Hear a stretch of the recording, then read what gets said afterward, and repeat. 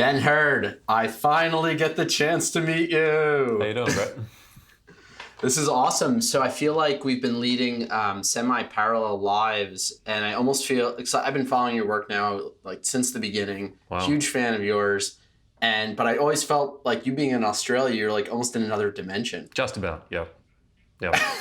So I didn't know if we were ever gonna. We still may never meet in person, but I hope we'll make it happen at some point. You're actually closer to the moon than you are to Sydney. You didn't know that. But is that really? Yeah, is that true? Or Good story.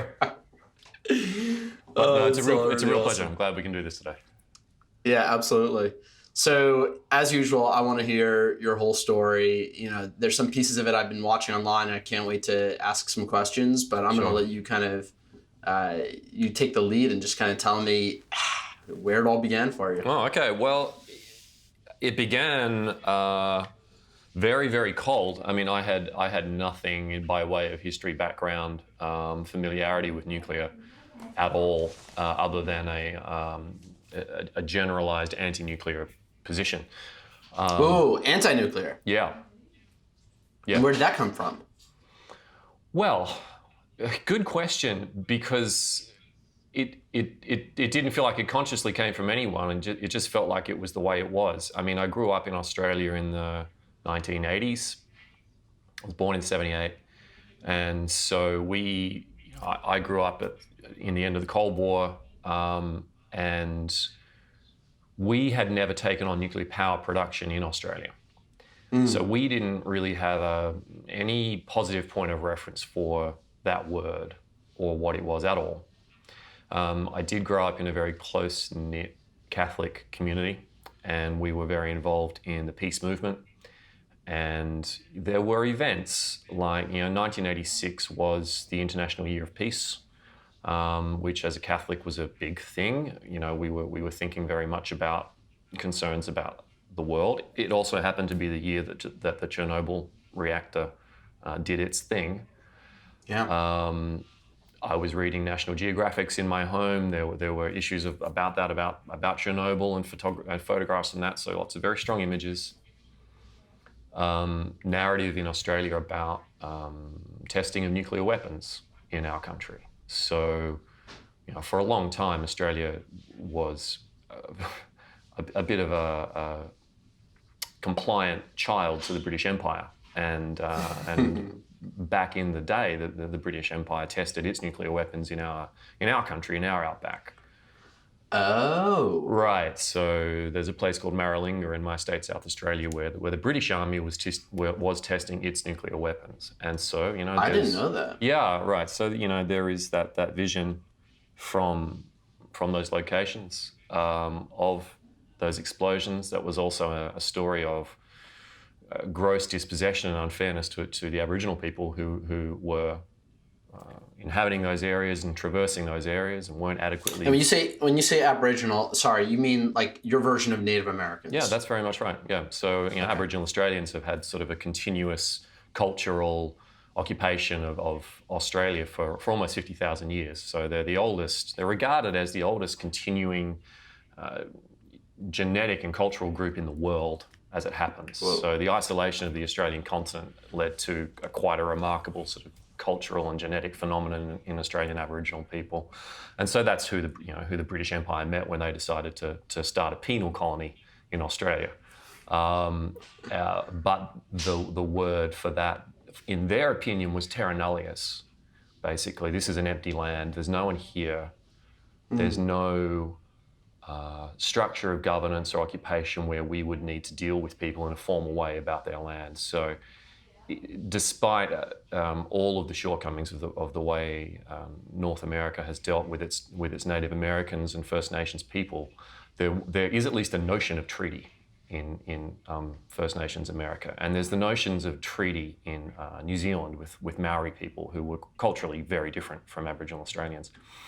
There's actually been no notion of that in Australia, so we are still dealing with these challenges in Australia.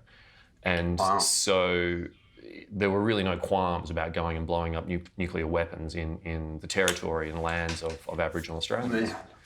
and not giving, and in many respects, not even giving them due notice and clearance to get out of the way of all of the harmful effects.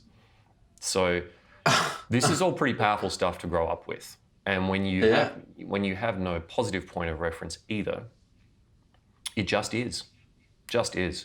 And if you add to that I was developing quite a strong interest in environmental ethic, and so when I was 16, got my first job, fruit and vegetables at the local supermarket. One of the first things I did was join Greenpeace. It's like, okay, well, I'm earning a bit of money, I want to give a little bit back, right? So I believe in the environment. So and then I'm starting to get things in the mail that are telling me about whaling and this issue and that issue, and also how we're keeping up the good fight against all things nuclear. When I was 16 or thereabouts, around about 1994, 1996, the French, again, testing nuclear weapons in the South Pacific, in Mururoa Atoll. That really rubbed Australians the wrong way.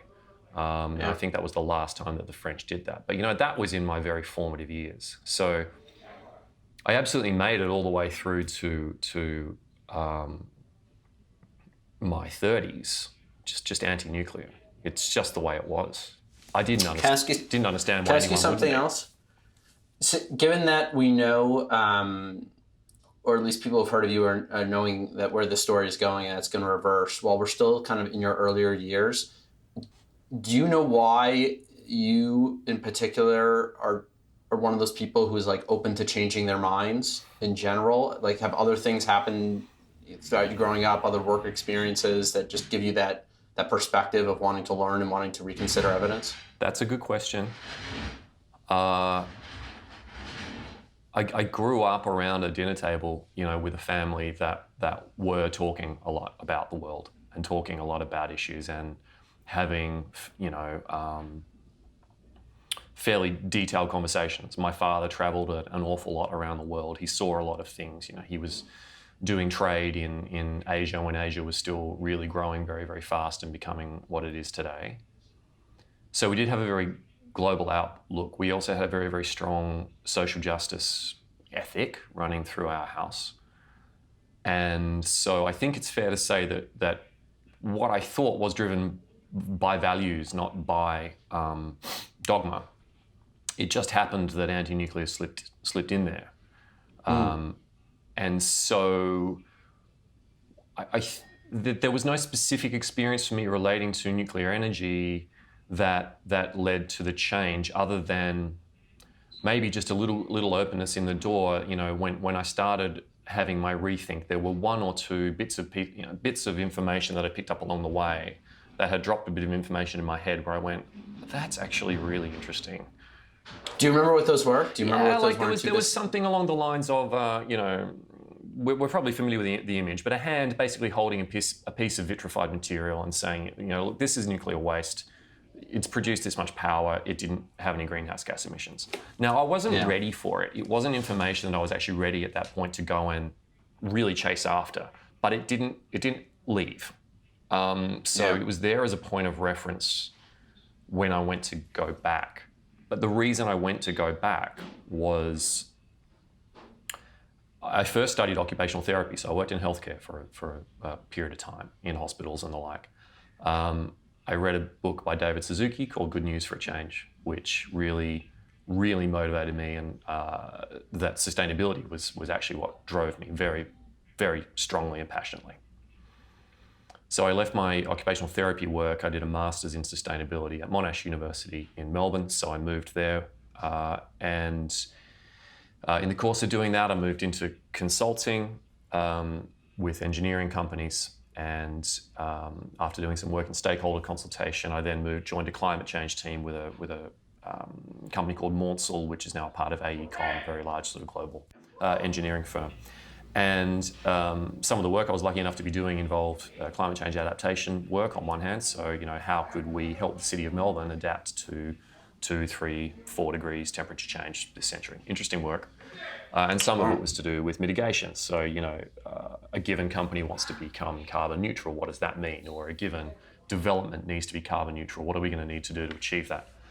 And there was one in particular, which was to build a new desalination plant for Victoria. So around about 2009, Australia was in extraordinary drought, really deep 10-year drought, and capital cities were in danger of running dry. And where do you guys normally get your water from? We get it mostly from inland sources. In Australia, we're at the bottom of the Murray River, which is Australia's largest river, and it's not even that big a river, so that kind of gives you an idea of how dry Australia is. So we're a little bit dependent on the Murray. We also now have a desalination plant in Adelaide, and then otherwise generally sort of local reservoirs in and around the cities. So most of our capital cities are built in areas of relatively high rainfall normally. So, there are dams for catchments and runoffs to supply those capital cities, topped up by river and inland water sources, now also desalination plants. But when drought happens, particularly with El Nino kind of weather conditions, when they arrive, they happen hard and rain goes away really profoundly. And that was happening. And do you guys, how does it affect someone's day-to-day life? Do they just not run water during some periods of time, or do they just tell you, hey, you can't water your lawns, or what actually happens? Yeah, so we were in those years in particular, and I was in Melbourne at that time still. Yeah, we were on tighter and ever tighter water restrictions. So everyone was starting to police each other in terms of, watering your lawn.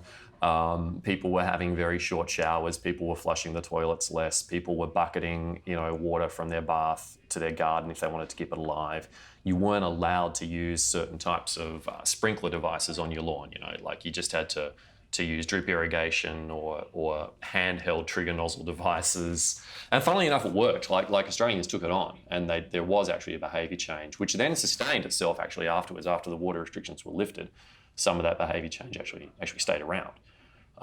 Do they ever try dynamic pricing in any of these situations where they don't tell people to restrict water, they just literally change the price and see how that drives change of behavior? Yeah, that's a good question. We don't really have any visibility in real time on our water and our water pricing. We have sort of an escalating tariff, so it's this price up to this amount of consumption, and then the next increment is priced differently. But you don't really know that until you've got your bill. So that's sort of, it's only kind of helping you be a little more careful in retrospect, I guess. So we have some of those things, but I expect we could do a lot more. Now, of course, the drought broke. It went away. A lot of the desalination plants were already built. I'm confident that those assets are going to be called upon in future. And in fact, far from those assets, inland New South Wales and Queensland has again been through extraordinary drought in recent years. That's actually too far for those desal plants to help. So those are more the agricultural regions. But yeah, the big thing is water is a big deal in Australia. It's a very big deal. And so this gave you some insight, some professional insight into environmental changes. Yeah. Did this give you a look into energy as well? Was this your first kind of taste Absolutely. of energy systems? Yeah. So one of our jobs was to tell the government of Victoria how this new desalination plant was going to be carbon neutral, right? Okay, now desalinated water is liquid electricity, right? And Victoria runs on a whole lot of lignite, runs on a whole lot of brown coal. So if you're looking for a dirty grid that a new piece of infrastructure is going to be running on, Victoria is the place. So they were proposing to build something incredibly energy intensive on one of the dirtiest grids in the world and asking it to be carbon neutral. So we were having to look into all of the materials, all of the waste, and then all of the year-to-year operations, and basically come up with an amount of renewable energy that the Victorian government would need to build and contribute to the system in order to make the statement that our development has been carbon neutral. So this showed me two things, basically. Just how much renewable energy that was just to do one new piece of infrastructure. So it wasn't even eating into the balance of greenhouse emissions. It was a whole lot of new clean energy just to tackle one new piece of infrastructure. And this is when... And this would have been in Australia where it's sunny. Yeah. So this is where the numbers started to bear down on me. Where I was, because it's easy to go, wind and solar, but if you're functionally illiterate about how much energy stuff uses and how much energy the economy and the community is running on, well, you can really delude yourself on that. But when you're building a spreadsheet, you can't. And when you're going, okay, well, the wind farm, is 2.5 megawatts. How much is the coal in Victoria? It's like many thousands. And you realise that, what happened there was I started to realise something was missing and inadequate. So, the three prongs of my response as a sustainability professional that I was allowed to work on were renewable energy, energy efficiency, and carbon neutrality. Offsetting, basically. Tree planting, purchasing offsets.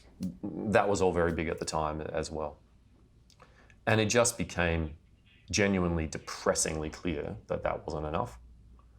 And I really started to be thinking to myself, why have I even bothered to get into this line of work? How can this problem possibly be solved? So it was feeling pretty hopeless when you were considering renewable under the traditional definition of it has to be wind or solar, Absolutely. essentially. I really was. I was really going, why did I bother to become a climate change professional when we are so hopelessly undergunned in terms of tackling this problem? And that was when a little voice popped into my head and said, yeah, maybe you need to go back and look at that nuclear question, because maybe there's an answer there. And when that little voice popped into your head, did you run it by a couple colleagues to see what they thought? Or not really, actually. I probably spent probably a year or two not really saying very much about it at all, just listening if someone else was talking about it. I had a friend and a colleague at the Victorian Department of Sustainability and Environment who had been a client, Will, good pal, if you're watching, hey Will. And I remember he once said, oh, well, look, I think we should just be biting the bullet and going nuclear. That would fix this. And because he was someone that I knew already his values and what he sort of stood for, that was meaningful to me. But I kind of just looked at my shoes at that point. Like I didn't have the comfort or the confidence to agree with him or actually really interrogate it very hard. So it was a very uncomfortable process. And this is something I've tried to get across when I try to help other nuclear proponents understand what it is they're asking of people. We're not asking people to change their mind. We're often asking people to change their identity. Wow. And that sometimes really, really feels quite existential when you're asking someone to alter who they are and how they see themselves. Okay, now you're blowing my mind. Do you think that this applies not just to nuclear, but to climate in general? Yep, absolutely. I mean, when it applies to anything where you've created a strong paradigm in your mind of who you are defined by what you believe, what you think, and how you view the world. It becomes the picture you build up, which is who is Brett, okay? And the picture I had of who is Ben was this. And of course, he's a passionate environmentalist, which means he's also anti-nuclear. When you go and try to disrupt that, it is I'm drawing a long bow here, but it's real. It is a little bit, I say existential seriously, because it's a little bit akin to asking someone to kill a little piece of themselves. And that's pretty scary. And is there any good literature, because you're the first person who's articulating to me just this clearly, this concept of not just changing their mind, but changing their identity. Is there any literature that I could look into to explore this very one concept in great length? I don't know off the top of my head, particularly in relation to environmental issues, but I think if we look at everything and anything that's happening today in what we call identitarian politics, this is what's going on. People are having fights about not what is right or wrong. They're not having measured conversations about something where they hold an opinion firmly, but they're prepared to let go of it lightly. No, they're holding on to things for grim death, because to lose or to change that perspective feels fatal. There must be. because I know this is what's going on, and I see it time and time and time again where people, and this is why when I try to counsel other people that are trying to do the persuasion or trying to do the changing of minds, to be gentle and to be nice and to understand what it is you're asking of people and to give them something attractive to move towards. Don't just tell them how shitty their existing personality is. Don't just tell them how stupid and misguided their whole schema is. You've got to be able to get across to people many of the values that are driving this are really sound. There's another way of seeing those values expressed that is going to work better. And look over here.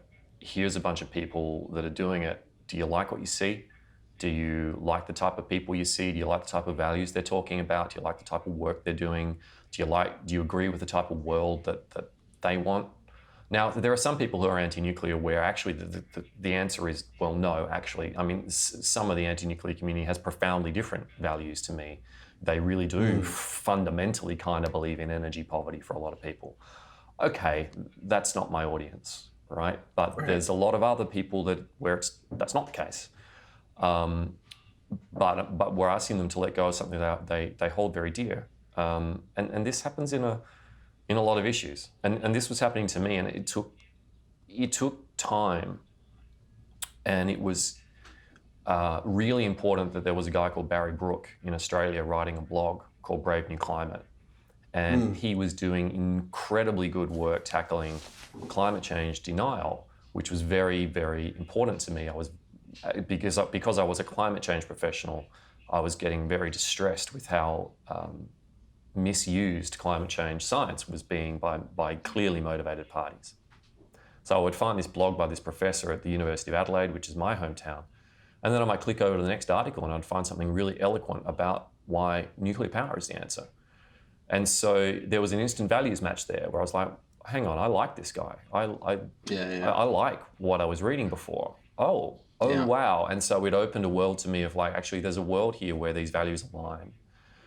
And so that sort of helped me feel very safe to investigate that and start talking about it a little more. And something that's really, really important in this story is I went to a debate at the University of Adelaide between Barry Brook and Tom Blees, author of Prescription of the Planet. So Tom Blees, This was the first time I ever met Tom. And on the other side, David Noonan, who was an anti-nuclear activist, he was standing in for Helen Caldicott, and Mark Diesendorf, an energy analyst. And you would say fundamentally, I was factually ready to be pro-nuclear. But I was probably holding on to the last bit of reservation. And the moment I changed my mind for good wasn't when Barry or Tom gave me the next fact I needed to hear. It was when I watched David Noonan cherry-pick Tom's book. It was when I watched David Noonan do the behaviour that I had seen the climate change deniers do on climate change science. Okay, and that's the moment where I went, I no longer want to be with you. I'm seeing two people over here acting with integrity. I'm seeing two people over here play a straight bat on these arguments. I'm seeing two people over here better express the values that have brought me to this conversation than you two so-called environmentalists. And you've just cherry-picked his book. I can see what you've done there. And I went, I'm finished. That's it. I'm pro-nuclear. Wow. That was the day. Wow. That's pretty amazing. I'm just trying to process what you're saying because I think it's so important.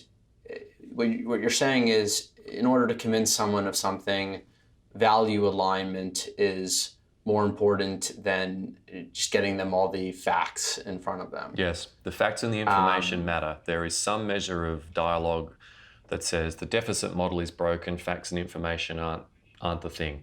No, that's not completely true. Actually, really good facts and information really helped me, but not until I was ready for them. We've got to remember, no one changed my mind. I changed my mind. People change their own minds. All we can do, the most important job we have to do, is help them come to a position where they are now ready to have a change of mind. And we do that we get them to that position mainly behaviorally and through values alignment. And then as they move into that space, they will actively look to the facts and information because they are now ready, right? And so we've got to be ready, right, with the facts and information.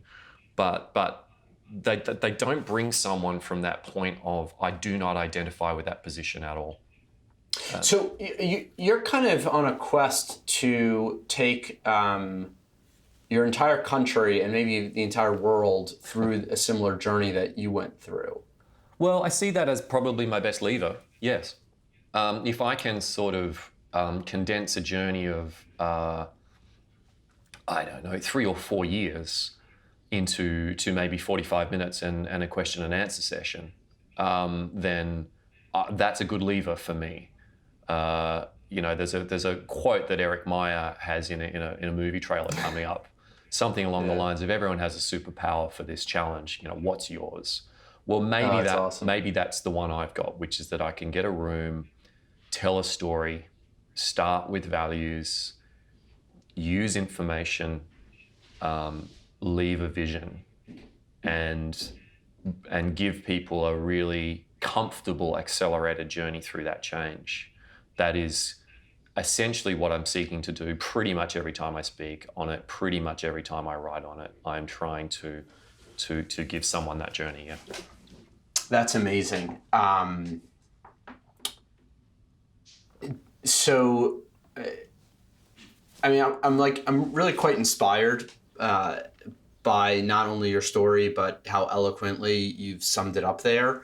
But I'm a little different than you, and my thought is always, how do I take any lesson learned and apply it at scale through like some operational model? And so my thought, as you were telling your story, was almost like, how can I like operationalize what he's saying, his experience? So it's not just tell people the story, try to get in front of people. It's like, no, I'm going to get in front of 10,000 people at this event, 20,000 at that event. Right. I'm going to change a state. Then I'm going to lever that state to go after the other state. Then I'm going to get Parliament involved. Then 3 people at Parliament. Then 5 people at Parliament. Then I'm going to change a country. Then the next, that's where I'm trying to think. Do you have a roadmap similar to that, or is that not your style? No, or? I mean, it's not necessarily not my style, but I think what you're describing is why the movement needs to work in terms of teaming and in terms of each person working according to their skills, abilities, and attributes. Because I started with that type of model here in South Australia, seeking to do as many presentations and leverage as hard as I could. Fact is, it's not my superpower. The planning and the logistics of it, while I agree 100% with what you're saying, right? It's correct, right? You're right. It isn't my skill. It is resource intensive. It's a job, actually. Yeah. It's a real job. It's a job, and there's no funding. You're telling me. There's no funding for that job in Australia, right? Crazy. No one wants to help us do this in Australia, except from a very small tribe of people that support my NGO. And so just our genuine ability to operationalize in that way, unpaid, is limited because we become exhausted. We genuinely do become exhausted. So I would, nothing would make me happier than to be able to, almost on a circuit basis, constantly be amplifying that message and that experience for people. That would be absolutely outstanding.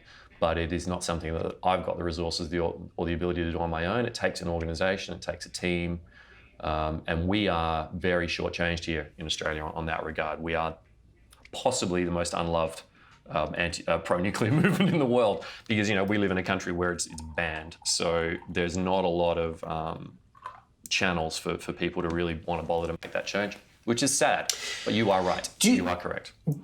Do you guys have a I almost don't even really want to bring up their names in a positive way because they're so anti-nuclear. But do you guys have like billionaires who are pro-climate change, like the Bloombergs or the Tom Steyers? Like, do you have your Australian equivalent? Yeah, I'm pretty confident that we do. There are, but they are not. They are not particularly high profile. So I think that there is a lot of quiet money and effort from high net worth individuals in Australia that moves to certain organisations that are very pro climate change action, and unfortunately that has become so synonymous with pure renewables that it is virtually now indistinguishable from renewable energy lobby. Right. So there's an organisation called the Climate Council, and I find them very difficult to distinguish now in what they do from basically just a lobby for wind and solar power. So I think that's where a lot of their money comes from, because some of those industries and players are now relatively large in their own right. No, actually, what we probably have in Australia, we have some extremely wealthy people, including a lot of mining magnates, who are relatively high profile on issues. Now, the big problem I have here is that they tend to be, if not pro-nuclear, then altogether basically supportive, if not actively pro. They also tend to have a terrible line on climate change. It makes it really hard. It makes it really hard when the more arguably conservative or business-minded line identify themselves as being supportive of nuclear power, and then are the worst culprits when it comes to misusing the information on climate change science. It makes it extraordinarily difficult. Now, I've had strange reverse experiences where the values thing works in the other direction as well. So I've sat with extremely conservative politicians and with another conservationist, for example. And in the course of one conversation where we focus very, very strongly on the fact that, we're actually pro-nuclear people here, we really want to see this. And I see the rhetoric shift dramatically on climate change in the space of about 45 minutes from, listen, I don't really think that's too serious, towards, well, it probably is a risk that we should be managing, isn't it? It's unbelievable how powerful it is if you just go to, look, where is this person starting from? And where are they prepared to move to once you've demonstrated to them that you're not trying to threaten their whole worldview? I mean, their whole worldview is I really want reliable power, right? Our country runs on reliable power. I don't happen to believe that wind and solar is going to work. I mean, that's really what a lot of these people are saying, is that the solutions that have been put up for us, we do not trust them. That's what makes a conservative. They are not that, they are less interested in taking the risk on change. That's what a conservative is. So, when we're going to say, we are really kind of agree with you there. We think we need a much better plan for energy than what is being put up right now. But we really really don't want carbon emissions because we actually think climate change is pretty serious. Well, then they start moving, and that's where I'm trying to work over here to move a party, nudge them a little closer to the centre, and then I'm trying to work over here to move these people a little closer to the centre, so that hopefully more of these people can actually start to speak to each other, have a grown-up conversation along the lines of, look, I really want a reliable, dependable power supply. And I can see that the global investment community is telling me that it needs to be low carbon now. So, that's one advantage, actually, is that for some of these conservatives, what they think about climate change doesn't really matter anymore. The investment community has made up its mind. So that's happening. And then these people saying, well, look, I really, really want to see climate change action, and I really, really want to see low carbon emissions. And both of these people's desires are probably going to need policy. And the policy is probably the same, So that's where I'm trying to create more grown-ups who are willing to have that conversation in the centre, where we would get a conversation environment that looks more like the one that they have in the UK, and more like the one that has actually started to develop in the US, where renewable energy standards have been changing to clean energy standards. This has been really good. We could have that here, but it takes people being a little bit willing to move a little bit, and that generally starts not by throwing stones at them from a long, long way away, but by going closer to where they are and coaxing them. Yeah, I think a lot of what you're saying is resonating with me. I was recently giving a talk at Oak Ridge National Labs, and someone from the audience asked a question around, hey, some of my colleagues are saying climate change is a hoax. So how are we going to get anywhere? And I thought about it for a second, and the response that just kind of like came out of my mouth was that I think this conversation of is climate change real or not real is actually a proxy for values. Yeah. The conservative, it is a proxy for saying you are not, the side that claims to believe in climate change, you're not presenting a solution to it, and you're asking to spend all of our money, like literally World War II efforts, all of our money, and you're not actually giving a real solution. The solar and the wind thing that you're purporting does not fix climate change. And so my response to that is, it's not real, or whatever the response is, it's in opposition to it. Right. And then the proxy conversation that happens is real or not real, when the real conversation is conservative values versus not conservative values when it comes to spending money. Yes, 100% yes. I had a similar insight, basically exactly what you have said a few years ago. I had the same insight, and we've got to be forgiving of people. We all put up little smoke screens. Yeah, right. Yes. We yes. do, don't we? Yes. We all put up little smoke screens. What's coming out of our mouth is a little smoke screen for the real thought process here. Yeah. Right. And people are will say something out of their mouth and be a little smoke screen, an uncomfortable thing like, I'm not sure I'm okay with all of these poor people living the way I do. Right. These are difficult conversations. So it is easier for some of these people to lean on it's a hoax, just to have a conversation of bluster, rather than because again they don't actually want to identify with these people. So believing that climate change is serious, suddenly they think and feel more like these people over here that just do so much and say so much that they just don't identify with. And which is not helped by the fact that these people over here are doing exactly what you're saying. They're putting up something that is entirely unrealistic and not reflective of the idea that this is urgent at all. Yep. So why would you? Why would you believe them? And so it becomes very easy to say the whole edifice around this, the idea that climate change is even a thing, is probably just bullshit. So... And how come we don't hear that even from people who are not in the nuclear community, but who are very anti, like Bill McKibben or Al Gore, to say, you're saying this is such an urgent problem, but you also say that nuclear waste, which is never, hurt a person, place, or thing, is so horrible that we can't possibly use that solution. How come non-nuclear people don't even call them out on that? Just like general people who oppose the Al Gores and Bill McKibbens of the world. I don't know. I think we've also got to understand that a lot of people are not everyone is this is not going to be everyone's mission. There are a lot of people in the whole world and all of our communities that deservedly are going to be relatively minimally motivated by this whole climate and energy discussion. The community's made up a lot of people. I mean, a really simple example, if I need a plumber, I need a plumber, not a climate change expert, right? I need someone who takes a real interest in what they do.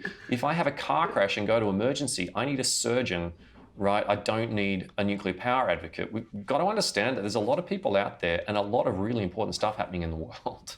And we're not going to see every single person taking this level of interest. So a huge responsibility falls on those of us who are involved to be as grown up at all times as we possibly can be. And I think this is the best thing that pro-nuclear has ever done, is probably a lot over the last few years really effectively begin to occupy what I call the centre ground, where you've done a better and better and better job of consistently bringing the argument back to the centre, And that, when that happens, anti-nuclear likes a fight. So conflict works for saying no to something. Because when people see conflict, they don't want to be involved. So if you are even having a fight, anti-nuclear is probably winning. anti-nuclear is losing when there is no fight. So you don't beating anti-nuclear isn't beating them. It's actually the absence of conflict. That's when they're lost. That's when they don't know what to do. And so the more you go to the center, the more they actually get a little more extreme. And they start to try to agitate you more and more to get you out of the center and go back to the fight. Yeah. And that's when you know you're winning even more. And that's when you have to work even harder to stay in the center, because then they will go even more extreme, and then they will trip themselves over very badly indeed. Yeah. And we've now got a few examples where we've seen that happen. Like tell me where. Marc Jacobson suing people. Oh, that was so crazy.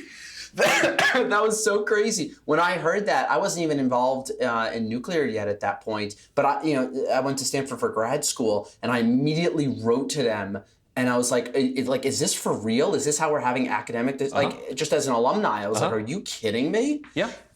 And I think they took that pretty seriously. I think some people yelled, like, give him a good spanking over there because he had to retract it. I give props to Stanford for that. I think they shut him up. Yeah, you bet.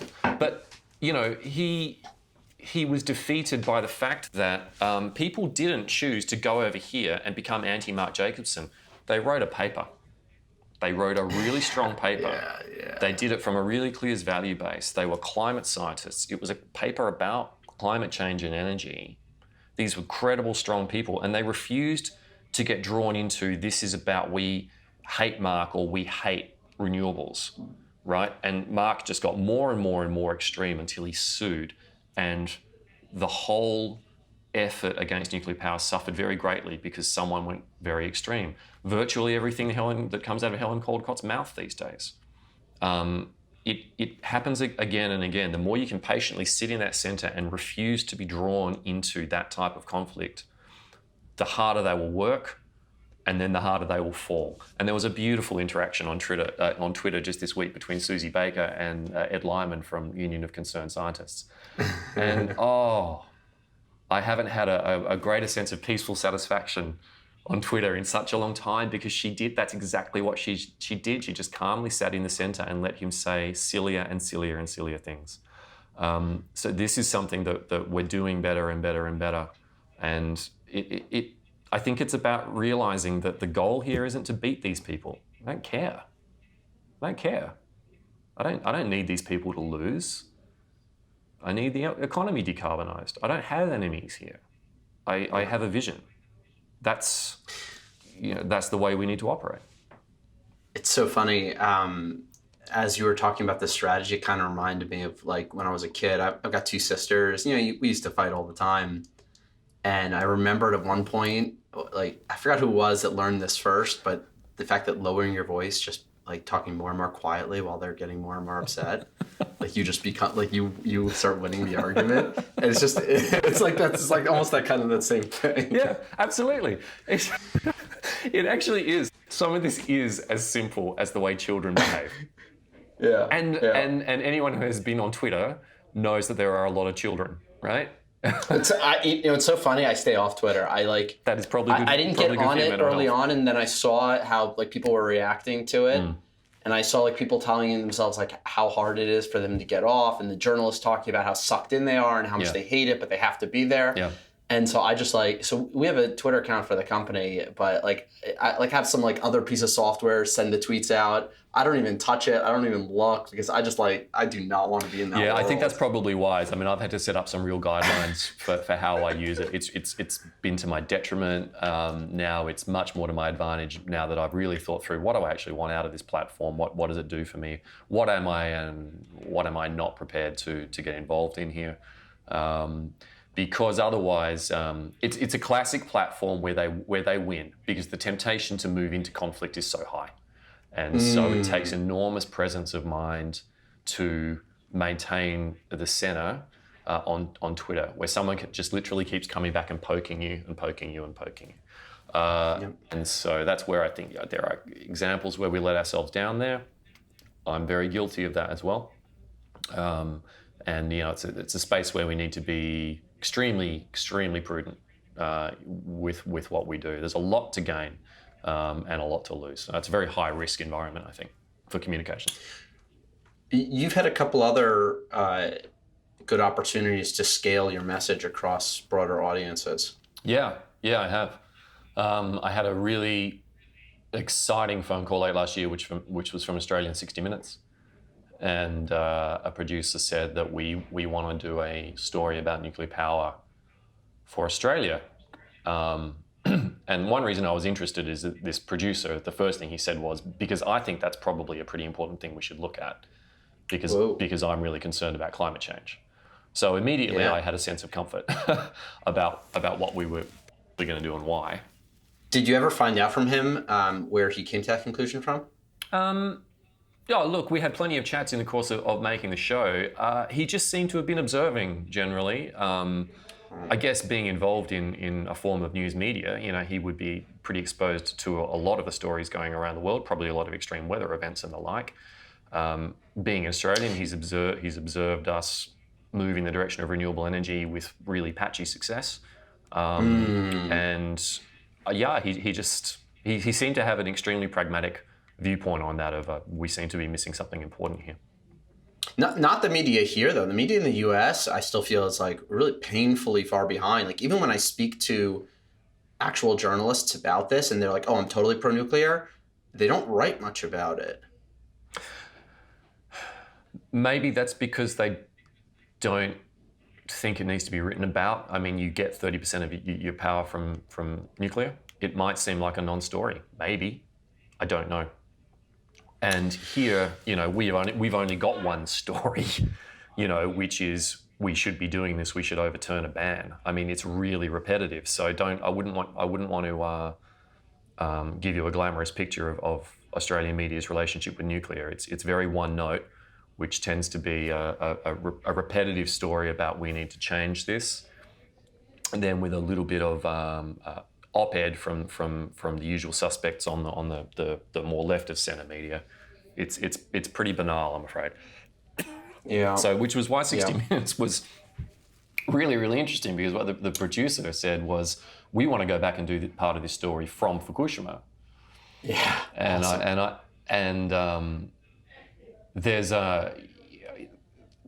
We have a lot of reticence understandably in pro-nuclear to messaging about safety and disaster. And I've been very strong on this, saying safety can't be the message. Safety's core business, right? Safety has to be assumed. Nuclear needs to be about something else. So the idea of going and doing it from like a disaster, I went, okay, why would I want to do that? And I had a good hard think about it, and I thought, okay, well, there are a couple of reasons. It could be damn good TV, for one thing. Yeah. And also, no one will ever be able to accuse me of ignoring it, ever again. Yeah. And so, because I had been there a couple of times before, I had contacts at the Japanese Atomic Energy Foundation and TEPCO. And so I was able to get us pretty extraordinary access that had not been granted to any Australian television crew and very few crews from around the world. And so we were able to visit site, get suited up, and we were granted a period of time up inside damaged reactor unit 2, right next to the spent fuel pool, to do an interview. And that was a really extraordinary experience, because we were extremely time limited. We were being granted 15 minutes in there, because they have limits on the doses that they're prepared for visitors to take. And what was the dose for that 15-minute period? The dose was really, really small. I can't remember, but the dose rate was high. I mean, the radiation inside there next to the fuel pool was really high. I'll need to go back and reread a blog. But serious. If it's your work environment, it's a super serious radioactive environment, yeah. I'd be curious to get some more numbers on that, because I remember, so I watched you do that program and I thought it was phenomenal, except for one part. Mm. And so maybe I can hear your take on this, but I'll give you mine first. I saw the part where they rushed you out of the room unexpectedly when the Geiger counter or whatever the device they had started increasing. Yep. And it looked like a panic moment. Yep. And it made it seem like the situation was far more dangerous. It left the viewer with a sense of fear. Yes. And I was looking at the numbers, and I didn't think that that was cause for drama. Yeah. What we were seeing on the detector there. Yeah, and that's probably, so there's a few things to unpack about that. The sense of drama actually works for 60 Minutes, let's be honest. They don't mind that at all, right? So in terms of an editorial decision, they would have been perfectly okay with that. There's also the fact that we're working, so I wrote a blog about this right afterwards because I think this is a really important point. Here's what didn't happen. We were not sat down to say, when you go into this area, the dose rate is this. That means if you stay for this long, you'll be getting this amount. If you stay for this long, you'll be getting this amount. By virtue of, to give you some point of comparison, on your flight here from Sydney to Tokyo, your total dose was this. We've got other challenges about working in that environment. You're going to be in full PPE. It gets very hot. There is a risk of dehydration. You're carrying heavy equipment, and it is actually a damaged work area. So PPE, that's personal protective equipment, and that's the giant suits that you're wearing that make you look like aliens. Okay. So my preferred way of doing something like this, if I were in TEPCO shoes, would be to lay that information out and to say to a crew, we are prepared to work with you for a 15-minute film or a 30-minute film. We're going to leave that up to you. For these bunch of other reasons, we're not going to give you more than a 30-minute film. They also need to have some pragmatic considerations, like it is perfectly possible that you're going to trip over and hurt yourself on the way out of there. If someone has an injury, then that is going to really prolong the amount of time you spend there and everyone else is going to spend there to get someone out and down safely. So they need a buffer on that. And you also have to remember that those TEPCO employees, they are working to cumulative doses as employees. So every moment that they are spending there is adding to the amount of safe work that they are actually regulated and allowed to be doing. So I went to great pains in this blog to point out that this was not a health hazard for me and the crew. It was a limited, regulated constraint, and we did push it in terms of what they were comfortable to let us do. And so when they saw, and particularly, we were standing in a particularly high dose rate spot right next to the fuel pool because it had a great angle. And so our cumulative dosimeter actually grew a lot faster than he was expecting. And so we saw it and he went, right, I've got to get you out of there. You got to remember they're working to rules, right? They would want to be able, and I would want them to be able to say, this proceeded successfully according to procedure, we would do it again. Whereas if we go there and we're a pain in the ass and we make their life difficult and we put them in a difficult situation, that's not really helping. In terms of the vision of the show, I agree. At that moment, it looked like there was a scare. That's not quite true, but we were hustled and asked to leave. Now, what I found really, really funny was after we had the personal protective equipment off, quite sweaty, got some water, walked back through the decontamination area, left our gear behind, went and sat down in the cafeteria for a bit of food, could have bought a pack of cigarettes. Huge array of cigarettes. Right. Huge array of cigarettes sitting there to purchase on your lunch break. Which I put in the blog as well. You know, the main risks that I was facing from doing that is I was up at height. I did smack my head really hard because I couldn't see very well in the PPE. Fortunately, I had a hard hat on. The haste with which we were working, for me, was the biggest danger, and that's why I would have preferred to be given the option, would you like to do a 30-minute shoot? And I would have said, yeah, I really would, because then I know we'll be a little more relaxed on that. It seems to me that, I mean, part of the problem and part of the reason it's presented as a bigger deal, it's presented as a bigger hazard, is because the radiation standards themselves are just so far from the basis of medical reality that we've not only created a fear amongst the entire world, but we've even created this huge fear within the nuclear community itself. Most of the nuclear community, the nuclear engineers, the health radiation scientists, the radiation physicists, they are not challenging what was taught to them 20 or 30 years ago, is reinforced every single day about the dangers of radiation. And so the nuclear community themselves sees radiation as a far greater hazard to health than it actually is. if you were to go back and actually look at the medical studies and come to the conclusions yourself. It seems to me that the Japanese government too is about to, I think the last estimates they said that they're going to spend like $200 billion on this cleanup. If they adjusted the radiation standards to match reality, this might be like, a $20 million cleanup. Yeah. So since we haven't had a chance to talk about this yet, do you have any thoughts on this? I have points of view on it that align pretty closely with what you're saying. I would love to see it reformed. I would not love to see nuclear advocacy rely on that reform. Because I think it will be slow. And I think we're talking about, you can see it in a lot of professions, and it's just culturally embedded in a lot of places. I mean, I have a friend who's done a lot of work in bullying and trauma, and in terms of the therapies that work there. And there's just purely through sheer dint of tradition, reluctance to deviate and do something different, even though the evidence is becoming more and more apparent. Yeah. You are correct. I think that what I detect, it's interesting, I guess, being fundamentally, I'm an industry outsider, right? I've never worked for the nuclear industry, but they keep inviting me to come and do stuff. So me too now. It's kind of fun. Yeah. So I get to go hang out with them, and it's insular. So it's insular. We don't go to safety conferences, industrial safety conferences, where someone might be needing to talk about the risks of, frankly, working at heights or working with flammable liquids or explosives or chemical toxins. Or any electrical equipment ever. Yeah, right.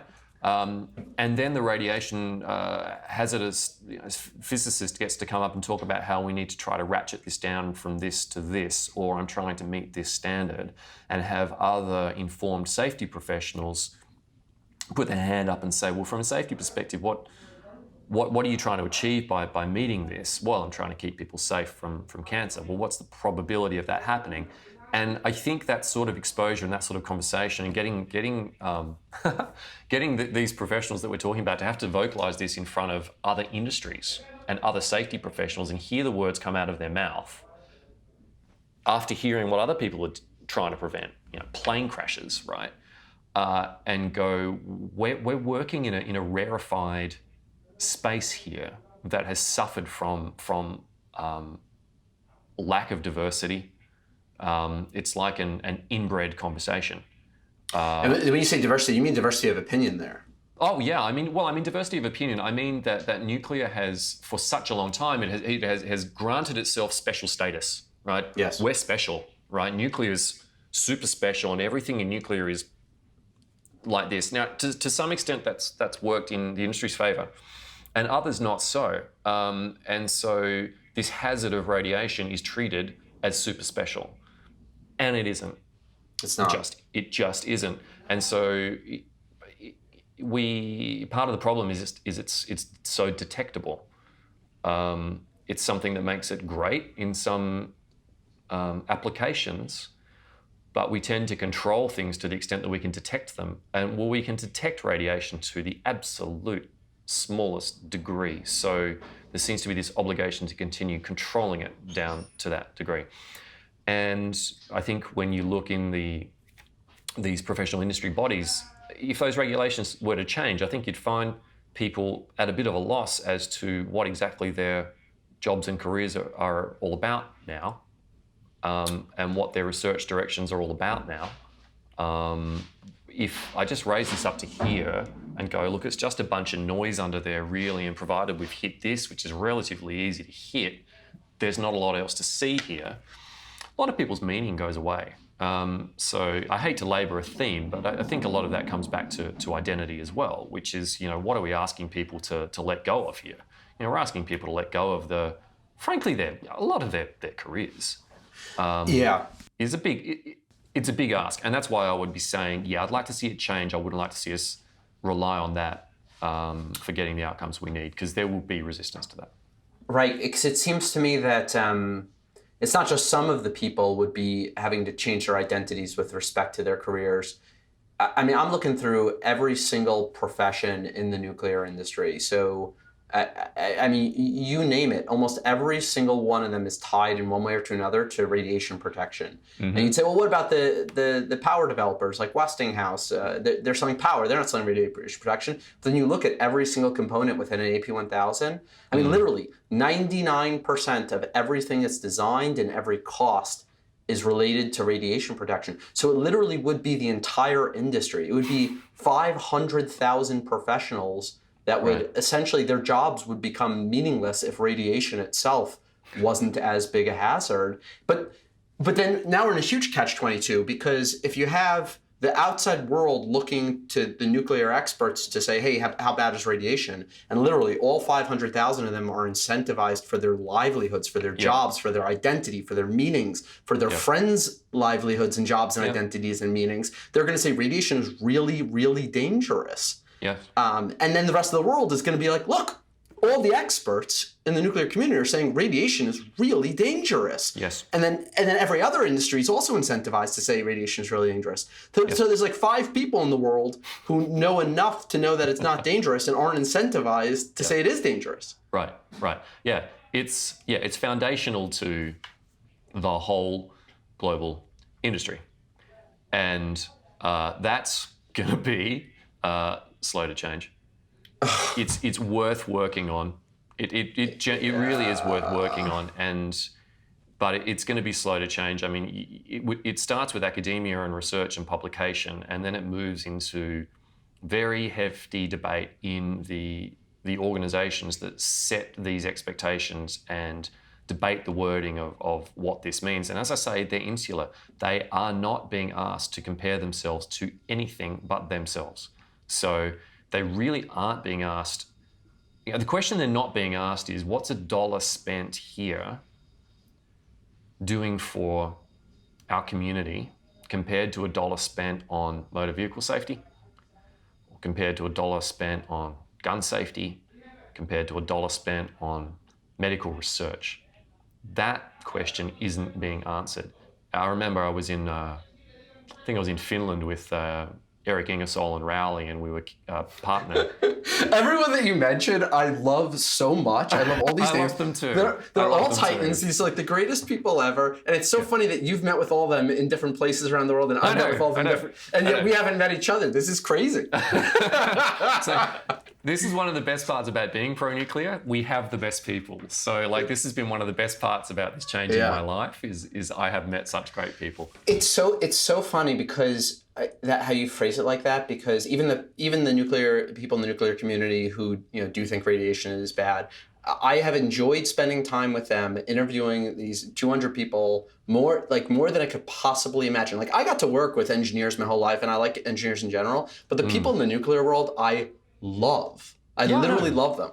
Yeah, there's something about it. It's good fun. It's really good fun. We're a wacky bunch. And we were kicking that one around, actually. Is someone needs to do the quantification on what has the increased expectation meant. I think we were thinking in terms of reactor build cost, for example. What has the increased expectation meant on reactor build cost? What increase in safety on a probabilistic sense has it actually delivered? And therefore, what's the value that we're returning to the community by this radiation safety? And geez, be underneath a threshold that's very different to the sort of thresholds that we operate under now, the value, I strongly suspect, is atrociously bad. Well, we're actually, I don't know if you know this, but our larger organization, Beyond Titans of Nuclear, the Energy Impact Center, is putting together this exact cost study to say, hey, that's wonderful. Yeah, if you change the standards on radiation, how much would a nuclear plant cost? And we're looking at already 10% the cost. 10%. So it would be down to $10 a megawatt hour if you reset the radiation standards, which means that it would, from economic forces alone, it would beat out every other power source. And that means that we'd save 6 million lives a year instantly from air pollution deaths from coal. And, so it's like, so if you want to quantify it, I mean, I don't know exactly how to position this, but I think the 6 million lives a year is one of these strong arguments that it's just like, you want to save lives, forget about saving lives from radiation, save lives from air pollution by making nuclear cheaper. Yep. And that's a really important conversation, because it's going back to the values and the vision of the world we want that underpins everything we're actually doing. Like, we're not trying to create a zero radiation world. We're trying to create, bright new world ethics, stable climate, rich nature, human prosperity. That's what we're trying to create. Exactly. Okay, so how? What's our best bang for buck in doing this? So that sounds like phenomenally good and important work that really, really needs to be done.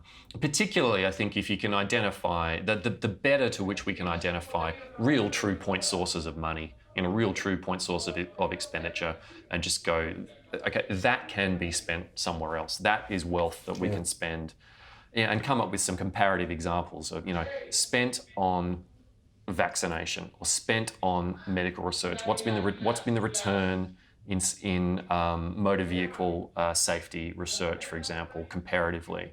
And I think those comparisons would be quite extraordinary. And look, that's one reason why made the decision to go to Fukushima and do filming there, was so that we could have a conversation about radiation.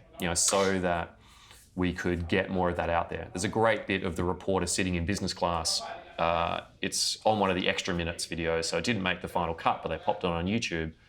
And he's got the same Geiger counter that we had in the reactor, and he's looking at it going, well, this is way higher than in most of the places we were on that whole visit. What's going on? And that goes on to another conversation with Jerry. So the more that's being aired, it's a little bit emperor has no clothes stuff. I think we probably need more professions, more general public to be prepared to say, why are you doing that actually? What's in that for me, in that decision? And that's going to be really uncomfortable for some of the people that are on the other end of that, because there's not really a very good answer. So I think we'd better be pretty generous with those people and understand that they're going to have an awkward conversation ahead of them. I wouldn't like to be the person on the other end of that conversation. I've changed my identity once. It was painful enough. I'd rather not do it again. It's so funny because the more I think about it, the more I see like you've got this superpower for aligning people's values. I'm almost wondering, and this is just my where my mind is going again.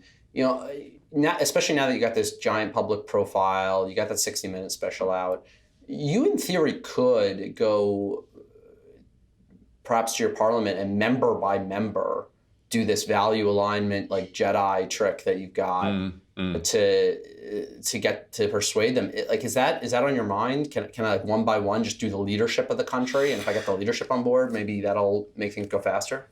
It's on my mind, Brett. It's probably been on my mind all along. It's something that is important to understand about me, and probably for the whole audience, is this isn't my job. I put in some time and some effort to try to see whether it could become my job, the thing that I can do, that I feel that I do extremely well, possibly as well as anyone in the world. And we tried very hard, and ultimately we weren't successful. So the sort of thing that you're describing takes time, work, energy, and resources. And Ben Hurd actually needs to look after himself so that he can keep doing all of the things that are very important in his life. And we don't have resources for it. There's no channel of funding that we've found that has enabled us to professionalize. I mean, what you're talking about is professionalizing what I do. Right. It would be a delightful circumstance where I was able to continue doing energy research and energy modeling, contributing to knowledge, contributing to studies of like the type that you have described, as well as doing that sort of structured, deliberate outreach with a plan. What you're talking about is a full-time job. My job is I work for an engineering company. I'm very proud of the job that I have and the work that I do and the company that I work for. And that is because there is not yet means and resources for someone in my part of the world to be professional in that way. and not living in Australia, well, not unfortunately, it's a great place to be. That is not an option for me. So perhaps we are missing out there because I'm not able to do that. That is at the moment, that is the reality. That's probably a little bit of pain for me in coming to that realization. I've had some really extraordinarily wonderful experiences doing all of the things that I've done, and so I try to maintain enough effort to deliver on the high value opportunities that do come. Ben Hurd, it's been an honor spending this time with you, and I hope we can meet in person sometime soon. Have a great night.